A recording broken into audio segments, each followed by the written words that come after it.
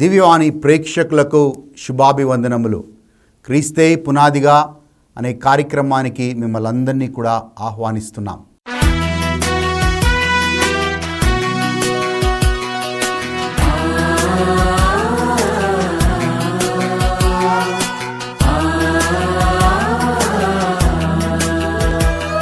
ఈరోజు మనం పెంతెకోస్తు గురించి దేవుని వాక్యాన్ని వినబోతున్నాం. వచ్చే ఆదివారం మనం పెంతెకోస్తు పండుగను జరుపుకుంటూ ఉన్నాం. పరిశుద్ధాత్మ దేవుడు మన జీవితంలో ఏం చేయగలుగుతాడో ఆ విషయాన్ని మనం ఈరోజు నేర్చుకుందాం. ముందుగా మనం దేవుణ్ణి ఈ పాట ద్వారా దేవుణ్ణి స్తుతించి ఆరాధిద్దాం.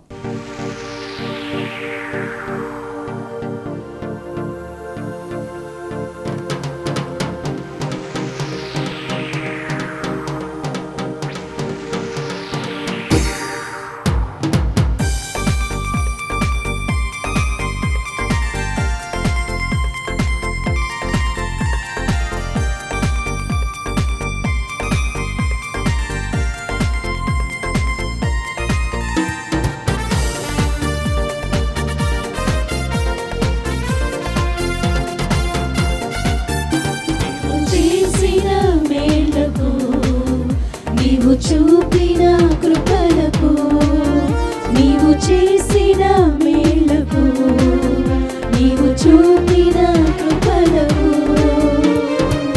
వందనం యేసయ్యా, వందనం యేసయ్యా, వందనం యేసయ్యా, వందనం యేసయ్యా, వందనం యేసయ్యా, వందనం యేసయ్యా, వందనం యేసయ్యా.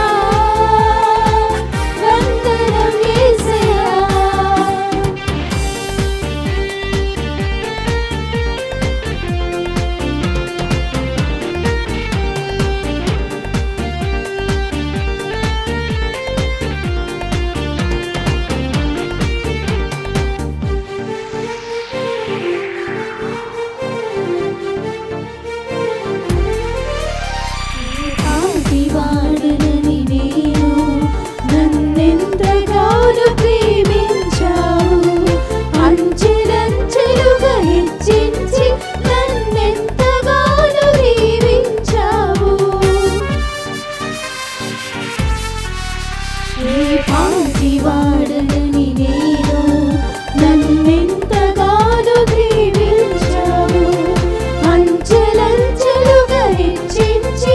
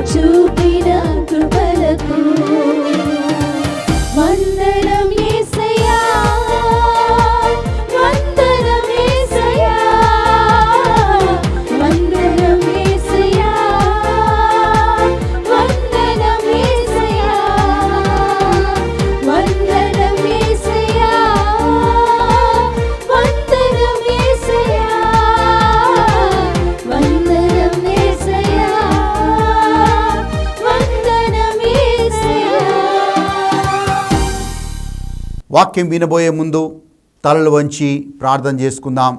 తండ్రి, నీకు వందనాలు, నీకు స్తోత్రాలు ప్రభువా. ఈరోజు నీ సమయాన్ని బట్టి వందనాలు ప్రభువా. పరిశుద్ధాత్మ దేవుడు నువ్వు మాకిచ్చిన వరము ప్రభువా. పరిశుద్ధాత్మదేవా, మాకు శక్తిని బలాన్ని ఇచ్చిన ఆయన ఈ లోకంలో నీకు సాక్షులుగా జీవించే కృపను మాకు దయచేయమని యేసు నామములో అడుగుచున్నాము తండ్రి. Amen, amen.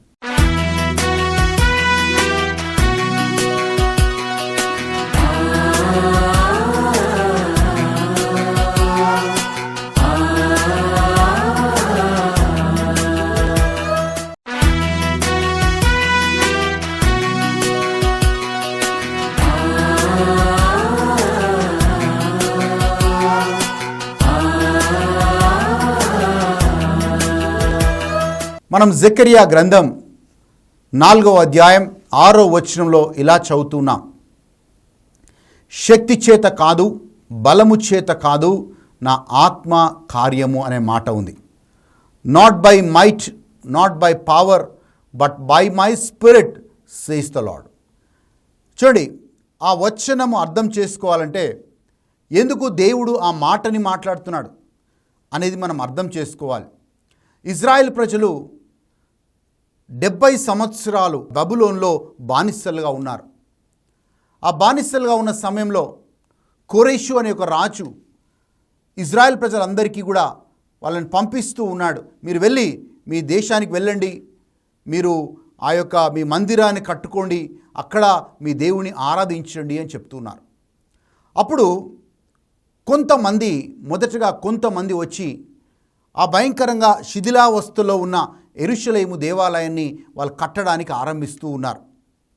ఆ యొక్క మందిరము ఇజ్రాయేల్ ప్రజలందరూ బాబులోన్ దేశంలో ఉన్నప్పుడు ఆ మందిరాన్ని పూర్తిగా నాశనం చేసిన రాజు నబుకద్నెజర్ రాజు. ఆ యొక్క పూర్తిగా శిథిలావస్థలో ఉన్న ఆ యొక్క మందిరాన్ని తిరిగి కట్టడానికి కొంతమంది ఇజ్రాయేల్ ప్రజలు మొదటగా వస్తూ ఉన్నారు.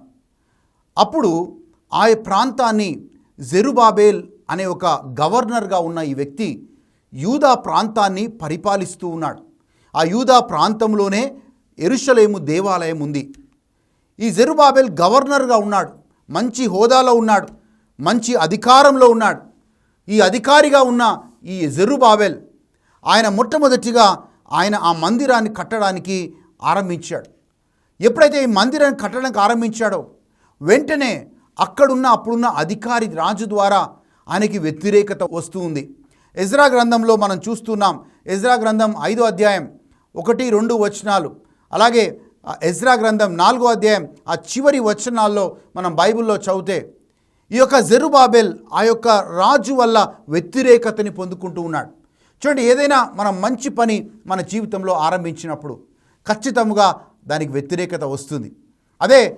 అదే మనం మామూలుగా వేరే పనులు చేసినప్పుడు వ్యతిరేకత రాదు. కానీ దేవుడి పని నిజంగా చేసినప్పుడు, దేవుడి పని ఒక గొప్ప కార్యం మనం చేస్తున్నప్పుడు ఖచ్చితంగా మనకి వ్యతిరేకత వస్తుంది. వీళ్ళందరూ కూడా చాలా ఆశతో వాళ్ళు ఆ యెరూషలేము దేవాలయాన్ని కట్టాలని వాళ్ళు ప్రయత్నం చేస్తూ ఉన్నారు.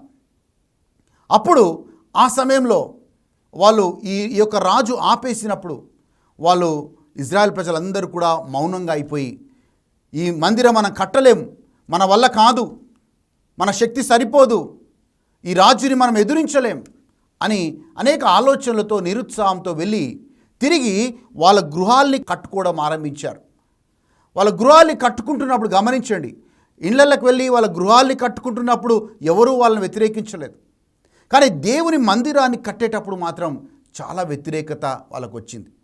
అలాంటి సమయంలో హగ్గై ప్రవక్త, జకరియా ప్రవక్త వీళ్ళిద్దరు వచ్చి మళ్ళీ యొక్క ప్రజలందరినీ కూడా, ఇజ్రాయెల్ ప్రజలందరినీ కూడా, ప్రత్యేకంగా జెరుబాబేల్ని వీళ్ళందరినీ కూడా ప్రోత్సహిస్తూ ఉన్నారు. ఏమని ప్రోత్సహిస్తున్నాడు? దేవుని ఆత్మ వాళ్ళతో మాట్లాడుతుంది. జెరుబాబేల్, శక్తి చేత కాదు, బలము చేత కాదు, నా ఆత్మ కార్యము. నీ శక్తి వల్ల అది సాధ్యం కాదు, నీ బలము వల్ల అది సాధ్యం కాదు, కానీ నా ఆత్మ శక్తి వల్ల ఈ గొప్ప పనిని మీరు చేయగలుగుతారు అనే మాటని దేవుడు ఆ ప్రవక్తల ద్వారా జెరుబాబెల్ చెప్తూ ఉన్నాడు. అవునండి, కొన్నిసార్లు మనం అన్నిట్లలో విఫలమవుతాం, డబ్బులు ఖర్చు పెడతాం, మనము దాంట్లో ప్రయత్నాలు విఫలమవుతాయి. అలాగే మనుషుల ఇన్ఫ్లుయెన్స్ మీద మనం ఆధారపడతాం, మనం వైఫల్యం చెందుతాం. మనం అన్ని రకాలుగా ప్రయత్నాలు చేసి వైఫల్యం చెందుతాం. కానీ దేవుడు అదే చెప్తున్నాడు, నీ యొక్క తెలివితేటలు చేయలేని పని, నీ డబ్బు చేయలేని పని, నీ ఇన్ఫ్లుయెన్స్ చేయలేని పని, మందులు బహుశా నీ జీవితంలో పని చేయకపోవచ్చు, కానీ నా ఆత్మ అన్ని విషయాలు చేస్తుందని దేవుడు చెప్తున్నాడు. దేవుని ఆత్మ, దేవుడు శక్తినిచ్చినప్పుడు ఆ వ్యక్తి అసాధ్యమైన విషయాలు కూడా సుసాధ్యము చేస్తాడు. When God spirit abides in people, then people will be able to do the impossible things very easily. అసాధ్యంగా కనపడే విషయాలన్నీ కూడా సుసాధ్యంగా చాలా సులువుగా చేయబట్ట మనం చూస్తాం. అప్పుడు జెరుబాబెల్ ధైర్యం వచ్చింది. అవును, నా శక్తి మీద ఆధారపడ్డాను, నా బలం మీద ఆధారపడ్డాను, నా యొక్క ఇన్ఫ్లుయెన్స్ మీద నేను ఆధారపడ్డాను, కానీ ఈరోజు దేవుని ఆత్మ నాకు తోడై ఉంటుంది అని జెరుబాబెల్ ఇంకా ఇజ్రాయెల్ ప్రజలందరూ తిరిగి మళ్ళీ ఆ మందిరాన్ని కట్టడం ఆరంభించారు. ప్రియమైన వారలారా, దేవుడు ఎప్పుడైతే మనం బాప్తిజం తీసుకుంటామో, అపోస్తుల కార్యాలు 2వ అధ్యాయం 37 నుంచి 39 వచనాల్లో మనం చూస్తున్నాం. ఎప్పుడైతే ఒక వ్యక్తి బాప్తిజం తీసుకుంటాడో, బాప్తిజం తీసుకున్న తర్వాత మారు మనసు పాపక్షమాపణ తీసుకున్న తర్వాత కలిగిన తర్వాత బాప్తిజం తీసుకుంటాడు, ఆ వ్యక్తి పరిశుద్ధాత్మ అనే వరము పొందుకుంటాడని అక్కడ వాక్యంలో రాయబడింది. పరిశుద్ధాత్మ ప్రతి క్రైస్తవుడికి దేవుడిచ్చే వరం. ఆ పరిశుద్ధాత్మ దేవుడు నీలో నాలో ఉన్నప్పుడు ఆయన నీ ద్వారా నా ద్వారా గొప్ప కార్యాలు చేస్తాడు. మనం జెకర్యా గ్రంథం చదువుతున్నాం, 4వ అధ్యాయం 7-8 వచనాల్లో చదువుతున్నాం. ఓ గొప్ప పర్వతమా, నువ్వు జెరుబాబేలుని అడ్డగించుటకు ఏమాత్రము దానవు అనే మాట ఉంది. అంటే అర్థం ఏంటంటే, జెరుబాబేలు కాదు, గొప్ప పర్వతంలాగా కనపడుతుంది, అంటే ఒక గొప్ప పనిలాగా కనబడుతుంది, అది అసాధ్యమైన పనిలాగా కనబడుతుంది జెరుబాబేల్కి. కానీ దేవుడు అన్నాడు, దేవుని ఆత్మ ఉన్నప్పుడు ఓ గొప్ప పర్వతమా, నువ్వు జెరుబాబేల్ని అడ్డగించుటకు ఏమాత్రపు దానవు. అంటే yes, even a big mountain, అది పెద్ద సమస్యలాగా నీకు కనపడవచ్చు, కానీ దేవుని ఆత్మ వలన నువ్వు చేయగలుగుతావు అని దేవుడు అంటున్నాడు. శక్తి చేత కాదు, బలము చేత కాదు, నా ఆత్మ కార్యము. ఈరోజు పెంతెకోస్తు పండుగని మనం వచ్చే ఆదివారం జరుపుకుంటూ ఉన్నాం. పెంతెకోస్తు దినమున దేవుడు హేరాళంగా తన ఆత్మని కుమ్మరించాడు, బలముగా తన ఆత్మని కుమ్మరించాడు. ఆత్మని కుమ్మరించినప్పుడు చూస్తున్నాం, అపోస్తులు కావచ్చు, వాళ్ళందరూ ఆ పెంతెకోస్తు పండుగ తర్వాత గొప్పగా దేవుడి చేతిలో గొప్ప సాధనాలుగా వాళ్ళు వాడబడ్డారు, గొప్ప సేవకులుగా వాళ్ళు వాడబడ్డారు.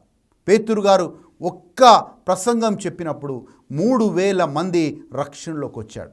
పేతురు గారు చనిపోయిన వారిని లేపగలిగాడు. పేతురు గారు అనేక మంది అనారోగ్యంగా ఉన్న వారిని స్వస్థపరచగలిగాడు ఆయన ప్రార్థన ద్వారా, పరిశుద్ధాత్మ శక్తి వల్ల. ఎవరి పేతురు గారు? మనం ఆలోచిస్తే ఒక మామూలు చేపలు పట్టే వ్యక్తి ఈయన.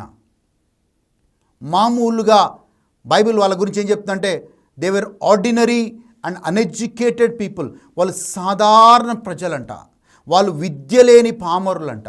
చూడండి, విద్య లేని పామరుల ద్వారా, సాధారణమైన బిడ్డల ద్వారా వాళ్ళు దేవుని ఆత్మచేత నింపబడ్డప్పుడు ఈరోజు వాళ్ళు ఒక్క ప్రసంగం చెప్తే 3000 మంది, ఇంకొక ప్రసంగం చెప్తే 5000 మంది రక్షణలోకి వస్తున్నారు.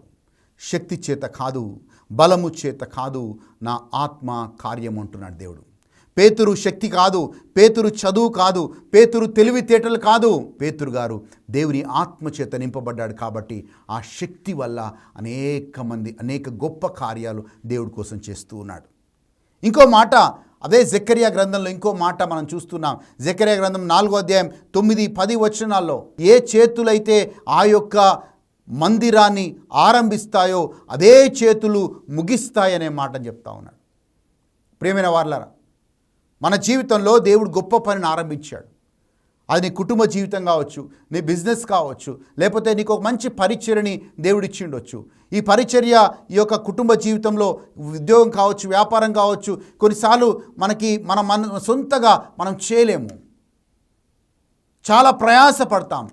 ఎలా ఉంటుంది మన జీవితం అంటే, శిష్యులు రాత్రంతా కూడా శ్రమపడ్డారు చేపలు పట్టడానికి, కానీ ఒక్క చేప కూడా దొరకలేదు. మనం అందుకే ఆ పాట పాడతాం, రాత్రంతయు శ్రమపడినా రాలేదు ప్రభు జయము. చూడండి, రాత్రంతా శ్రమపడ్డారు కానీ ఫలితము లేదు. అలాంటి జీవితంలో, అలాంటి స్థితిలో మనం ఉంటే ఈరోజు మీకు ఒక శుభవార్త, ఒక గుడ్ న్యూస్ చెప్తున్నాను. ఆ గుడ్ న్యూస్ ఏంటంటే, శక్తి చేత కాదు, బలము చేత కాదు, నా ఆత్మ కార్యం అన్నాడు దేవుడు. నీ శక్తి చేయలేంది, నీ సామర్థ్యం చేయలేంది, నీ తెలివితేటలు చేయలేంది, నీ డబ్బు చేయలేంది, దేవుని ఆత్మశక్తి ద్వారా నువ్వు చేయగలుగుతావు అన్నది సువార్త. జెరుబాబెల్ ఏ చేతులతో అయితే ఆ గొప్ప మందిర నిర్మాణాన్ని ఆయన ఆరంభించాడో, ఆ చేతులతోనే ఆ గొప్ప పనిని ఆయన ముగించాడు అనే మాటని జ్ఞాపకం చేస్తున్నాను. పేతురు గారు విద్య లేని పామరుడు, చదువుకోలేదంట.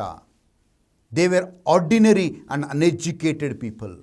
కానీ దేవుడికి స్తోత్రం, దేవుని ఆత్మచేత నింపబడ్డప్పుడు ఒకరోజు అదే యెరూషలేం దేవాలయంలో ప్రార్థన చేయడానికి పేతురు, యోహాను వెళ్తూ ఉన్నారు. వాళ్ళు వెళ్తూ ఉన్నప్పుడు ఒక కుంటివాణ్ణి అనేక సంవత్సరాలుగా ఆ కుంటివాడ మందిరం ముందు వెయిట్ చేస్తూ ఉన్నాడు, ఎవరైనా ఏమైనా డబ్బులు ఇస్తారేమోని. ఎందుకంటే ఆయనకు స్వస్థత రాదు అని నిర్ధారించబడి ఆ డబ్బుతో ఆయన జీవనం సాగించుకుంటున్నాడు. పేతురు, యోహాను గారు వచ్చినప్పుడు కూడా వాళ్ళ వైపు చూస్తున్నాడు, వీళ్ళు ఏమైనా డబ్బులు ఇస్తారేమోని. కానీ పేతురు, యోహాను గారు మాట అన్నారు, నా దగ్గర వెండి బంగారం లేదు, కానీ యేసు నామంలో లేచి నడు అన్నప్పుడు ఆయన లేచి గంతులేసుకుంటూ వెళ్ళాడని మనము అపోస్తుల కార్యాలు 3వ అధ్యాయంలో చదువుతున్నాం. ప్రియమైన వాళ్ళారా, డబ్బు చేయలేని పని పరిశుద్ధాత్మ శక్తి వల్ల ఆ వ్యక్తికి స్వస్థతనివ్వగలిగారు. ఈరోజు దేవుని శక్తి నీకు తోడై ఉంది అనే మాటని జ్ఞాపకం చేస్తున్నాను. పరిశుద్ధాత్మ శక్తి నాకిస్తాడా దేవుడు, పరిశుద్ధాత్మ నాలో ఉన్నాడా అని చాలామందికి అనుమానం. కానీ మీ అందరికి జ్ఞాపకం చేస్తున్నాను, పరిశుద్ధాత్మ ప్రతి క్రైస్తవుడికి దేవుడు ఇచ్చే వరం. అలాగే ఎఫెసీయులకు రాసిన లేఖ 1వ అధ్యాయం 13వ వచనంలో మనము సత్య సువార్తని విన్నప్పుడు పరిశుద్ధాత్మ ద్వారా మనం ముద్రించబడతామని వాక్యంలో చాలా స్పష్టంగా చదువుతున్నాం. So holy spirit of God is a gift for all of us. మనందరికి కూడా దేవుని వరమై ఉన్నాడు. ఈరోజు ఆ పరిశుద్ధాత్మ వరము నీకు ఉంది అని చెప్తున్నాను, జ్ఞాపకం చేస్తున్నాను. చాలామంది పరిశుద్ధాత్మ కోసం ఇంకా అటు ఇటు పరిగెడతా ఉంటారు. లేదు, నువ్వు బాప్తిజం తీసుకున్నప్పుడే పరిశుద్ధాత్మ దేవుడు వరముగా నీలోకి వచ్చాడు. 1 కొరింథీయులకు రాసిన లేఖ 3వ అధ్యాయం 16వ వచనంలో చదువుతున్నాం, నువ్వు దేవుని ఆత్మకి నివాస స్థలము అనే సంగతి నీకు తెలియదా అంటున్నాడు. Do you not know that your body is a temple of the holy spirit? ప్రియమైన వాళ్ళరా, నీ శరీరము పరిశుద్ధాత్మ దేవునికి నివాస స్థలము. ఆయన ఎక్కడో కాదు, ఆకాశంలో కాదు, ఆయన నీలో ఉన్నాడు, ఆయన నాలో ఉన్నాడు. ఈరోజు నీలో నాలో ఉన్న దేవుణ్ణి ఒక్కసారి ఆరాధించి చెప్దామా, అయ్యా నేను ఈ పని చేయలేకపోతున్నాను, నా శరీరంలో ఈ అనారోగ్యం ఉంది, ఈ మందులు ఆ యొక్క అనారోగ్యాన్ని స్వస్థపరచలేకపోతున్నాయా, అయ్యా ఈ యొక్క సమస్య ఉంది, నేను పోరాడలేకపోతున్నాను, వాళ్ళు చాలా బలవంతులుగా కనబడుతున్నారు. కానీ దేవుడి మాటని మళ్ళీ జ్ఞాపకం చేస్తున్నాను, శక్తి చేత కాదు, బలము చేత కాదు, నా ఆత్మ కార్యము. దేవుని ఆత్మ నీ మీద ఉన్నప్పుడు, దేవుని శక్తి నీ మీద ఉన్నప్పుడు అసాధ్యంగా కనపడే ప్రతి కార్యము దేవుడు సుసాధ్యము చేస్తాడు. What is impossible for man will be possible by God, by the holy spirit of God. ప్రియమైన వాళ్ళారా, ఈ పెంతెకోస్తు పండుగకు ముందు దేవుడు మనందరికీ కూడా మరొకసారి జ్ఞాపకం చేస్తున్నాడు, ఎస్ నువ్వు శక్తిని కలిగి ఉన్నావు, పరిశుద్ధాత్మ శక్తిని కలిగి ఉన్నావు. ఆ దేవుడు నిన్ను బలపరచునుగాక, నీకు అడ్డుగోడగా, ఓ జెరుబాబేలును అడ్డగించు గొప్ప పర్వతమా, నువ్వు ఏ పార్టీ దానవు అంటున్నాడు. ఎస్, నీ ముందు ఉన్న సమస్య ఏ పార్టీది? దేవుని ఆత్మ ముందు అది ఏ పార్టీది కాదు. Nothing is too big for God. ఏది దేవుడి దృష్టిలో ఏది పెద్దది కాదు. మానవుడి దృష్టిలో పెద్దదిగా కనపడవచ్చు, కానీ దేవుడి దృష్టిలో అది చిన్నదే. ఈరోజు పరిశుద్ధాత్మ దేవుని అడుగుదాం. మీ సమస్యని దేవుడు తీసుకొచ్చి అడగండి. నా శక్తి చేయలేకపోతుందయ్యా, నా సామర్థ్యం చేయలేకపోతుందయ్యా, నా తెలివితేటలు చేయలేకపోతున్నాయ్యా, ఆత్మదేవా నువ్వు చెయ్యి అని అడగండి, దేవుడు చేస్తాడు. ఈ పాటని అలాగే ప్రార్థనగా మార్చుకొని దేవుణ్ణి అడగండి, ప్రభువా నీ శక్తి నాకు ఇవ్వయ్యా, ఈ యొక్క సమస్యలో నుంచి బయటికి రావడానికి నాకు శక్తిని ఇవ్వని అడగండి.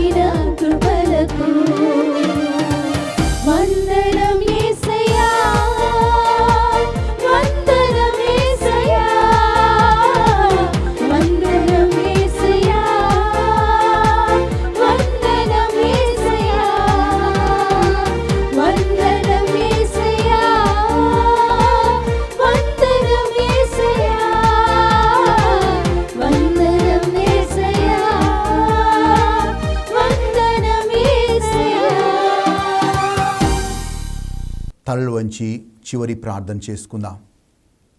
మమ్మల్ని మిక్కిలిగా ప్రేమించు మా తండ్రి, ప్రభువా మేము అలసిపోయాం, మేము వేసారిపోయాం ప్రభువా, మేము అన్ని రకాలుగా ప్రయత్నాలు చేశాం, కానీ వైఫల్యం చెందాం ప్రభువా.